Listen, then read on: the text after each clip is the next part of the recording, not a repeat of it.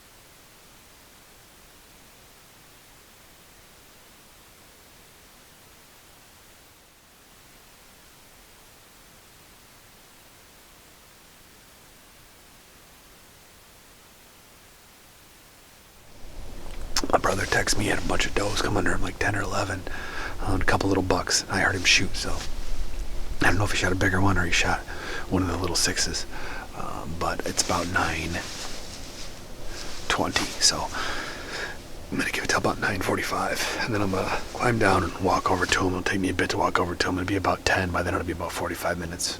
He said he thought it went down, but it ran out on the lake, so it's on the ice, and the ice isn't thick enough for us to walk on yet. So that's going to propose its own challenges. Should he die in the middle of that ice?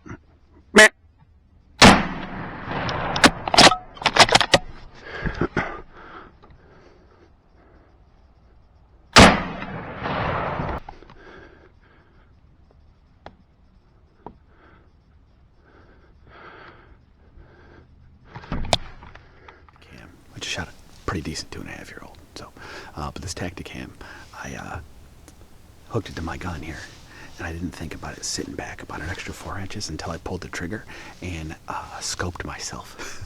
I haven't done that in a long time.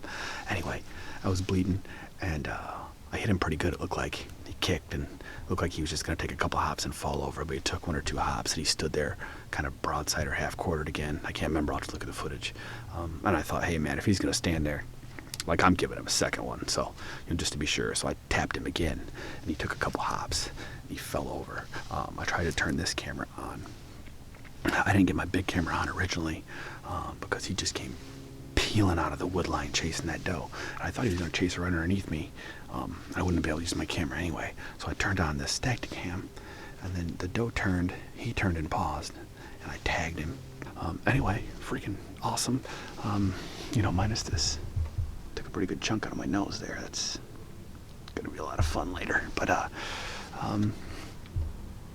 well worth it. I haven't scoped myself in a long time.